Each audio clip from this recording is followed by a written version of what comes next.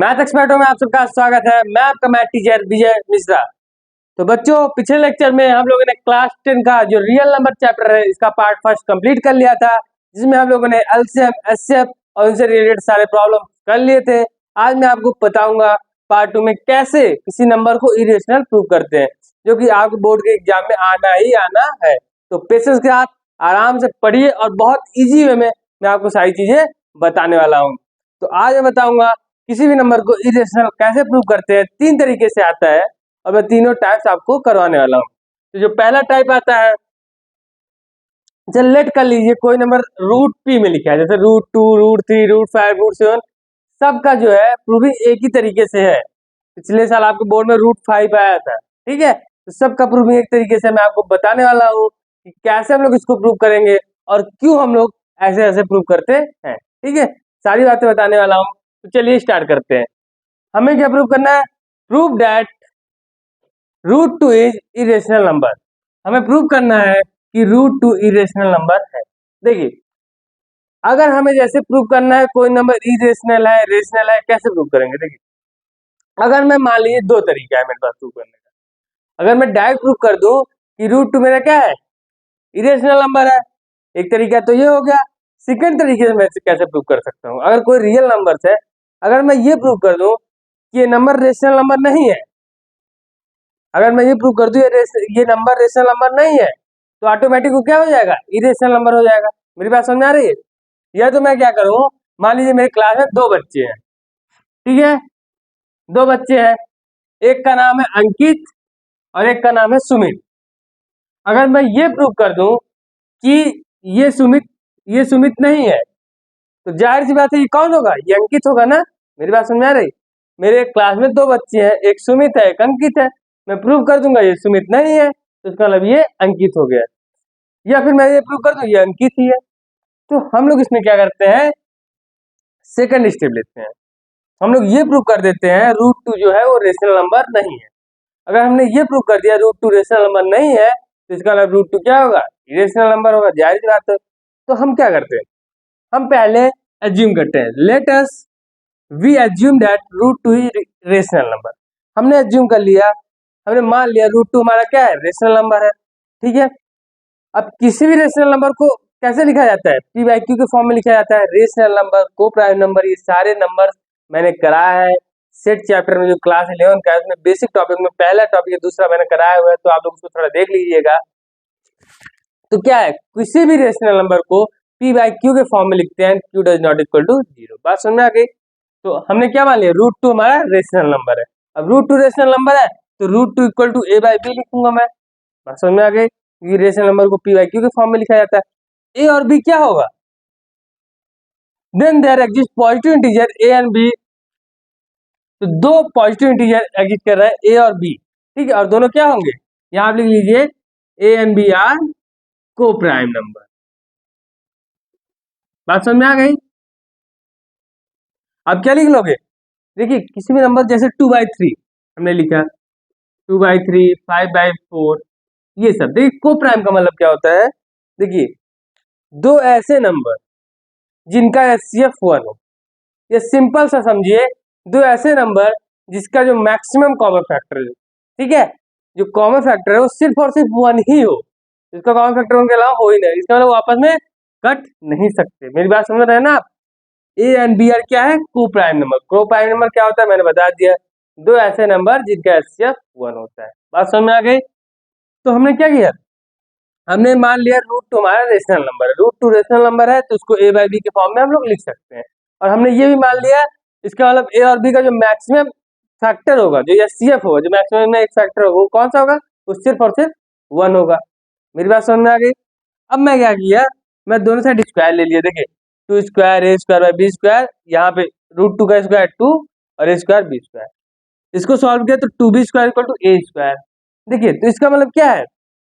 इसका मतलब a square का एक फैक्टर 2 भी है। बात समझ में आ रहा है ना?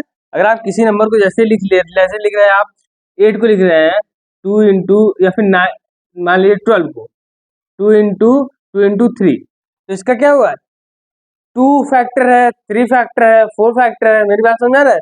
तो इसी प्रकार a स्क्वायर का एक फैक्टर 2 भी है। और एक थ्योरम है हमारे में, अगर ए स्क्वायर का फैक्टर 2 है तो ए का फैक्टर भी 2 हो।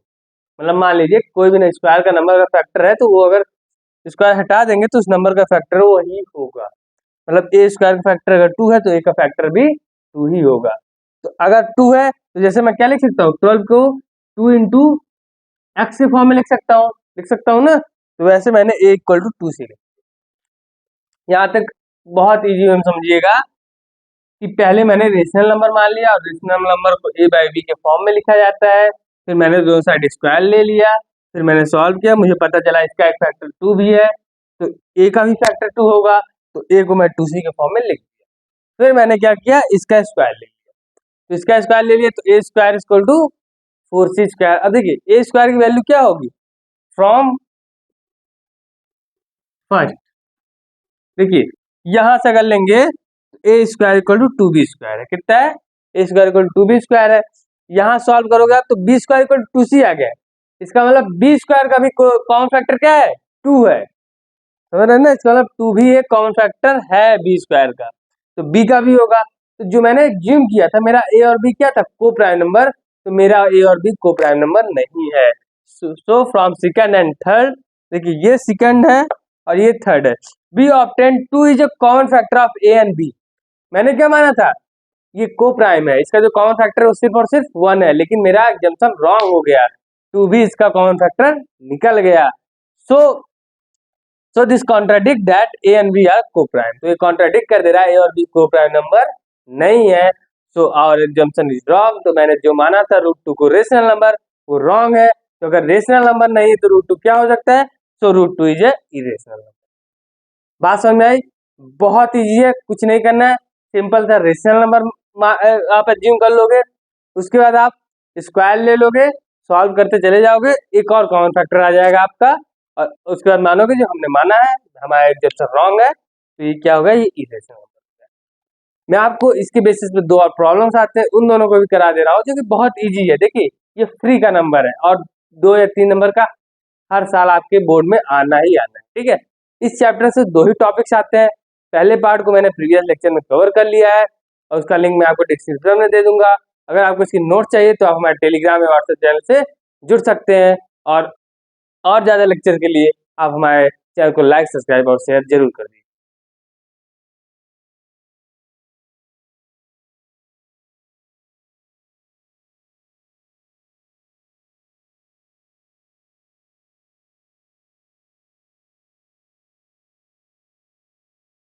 देखिए अब इसका जो सेकंड पार्ट है, इसमें क्या होगा, आपको एक नंबर ऐसे इस फॉर्म में लिखा होगा m और रूट में n, ठीक है। जैसे दिया prove that 3√2 is a irrational number. अब इसको कैसे प्रूव करेंगे, सेम करना है। पहले हमें क्या मानना है, let us we assume that 3√2 is rational number. हमने क्या एज्यूम कर लिया कि हमारा जो 3√2 है वो रेशनल नंबर है। अगर रेशनल नंबर है देन देयर एग्जिस्ट, देखिए देयर एग्जिस्ट का साइन है, ठीक है, देन देयर एग्जिस्ट, ठीक है, a and b are 2 positive integer.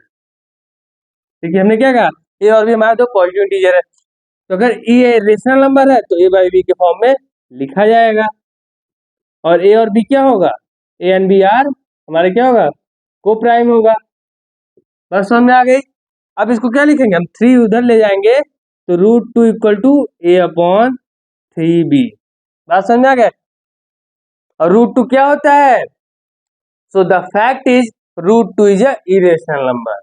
तो अगर √2 इरेशनल नंबर है तो हमने इसको क्या माना था, रेशनल नंबर माना था, तो हमारा एग्जाम्पशन रॉन्ग हो जाएगा, तो ये इरेशनल नंबर हो जाएगा। तो यहाँ लिखिएगा, so the fact is √2 is irrational number,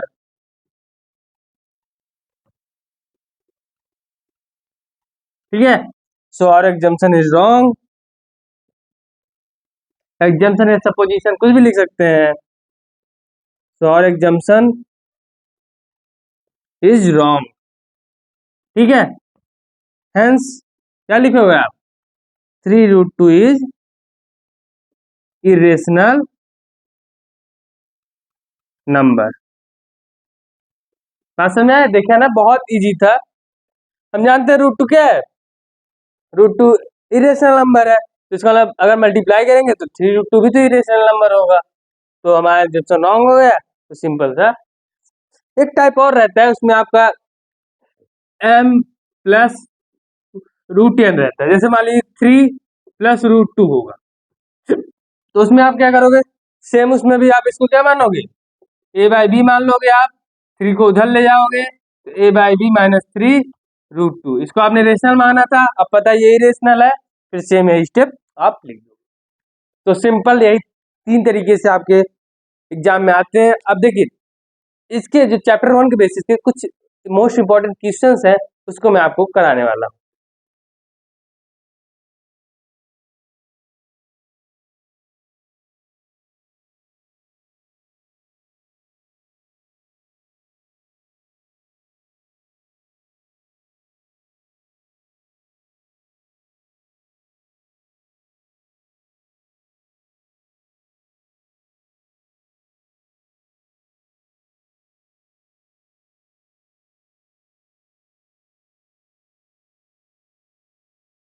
देखिए, अभी 2 प्रॉब्लम दिए गए हैं।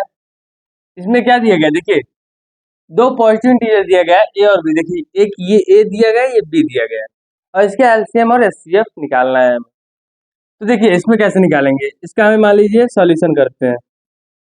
एचसीएफ निकालना है ना, देखिए कैसे निकालना। पहले देखिए, एचसीएफ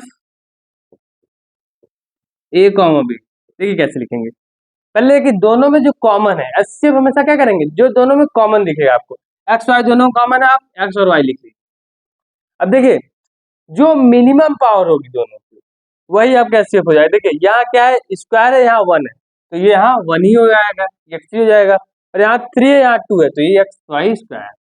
तो ये आपका क्या आ गया, ये आपका एचसीएफ आ गया। एलसीएम अगर निकालना होगा तो कैसे निकालेंगे, बहुत ही ये देखिए, फिर सारे निकाल लेंगे, इसमें कॉमन नहीं देखते, जो एक्स वाई है तो एक्स वाई 2 टर्म निकाल लिए। और उसके बाद क्या, मैक्सिमम पावर, देखिए मैक्सिमम पावर क्या है, एक्स की मैक्सिमम पावर 3 है, तो 3 लिख लोगे आप। वाई की मैक्सिमम पावर 3 है, तो 3 लिख, तो आपका एचसीएम और एचसीएफ आ गया। देखा ना आपने, बहुत इजी था। अगला देखिए, the LCM of 2 numbers is 2400। 2 number का एलसीएम निकला है 2400। Which of the following can not be their HCF, कह रहा है कौन से में से इसके एचसीएफ नहीं हो सकता कभी भी। तो देखिए, एक चीज हमेशा याद रखिए, जो एचसीएफ होगा वो हमेशा एलसीएम को डिवाइड करेगा, पूरा का पूरा कट कर देगा। तो देखिए, 300 भी इसका डिविजिबल है, फैक्टर है। सिंपल समझिए कि एचसीएफ जो होगा हमेशा एलसीएम का फैक्टर होगा, बस 500 नहीं होगा, तो 500 इसका आंसर हो गया। बात समझ में आ गई आपको?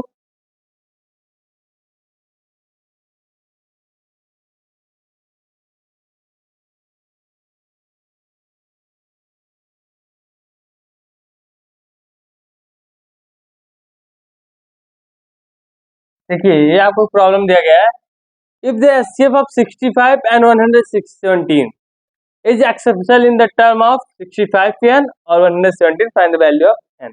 देखिए, कह रहा है पहले तो हमें एचसीएफ निकालिए 65 और 117 का, तो जो इसका एचसीएफ आएगा वो इसके बराबर हो जाएगा। बात समझ आ गई? तो पहले एचसीएफ निकालते हैं। 65 को आप लोग क्या लिख सकते हो, 13 इंटू 5 ना, तो आप लिखो 13 या 5 इंटू 13। 117 को आप क्या लिख सकते हो, बताइए, 3 का स्क्वायर इंटू 13, मतलब 13 9 ये कितना होता है, 117 होता है। तो इनका एचसीएफ क्या आ गया, देखिए एचसीएफ ऑफ 65 का 117 कितना आ गया, 13 आ गया ना। बस कुछ नहीं करना, आपको इसको इक्वल रख देना है, 65n माइनस 117 इक्वल टू 13।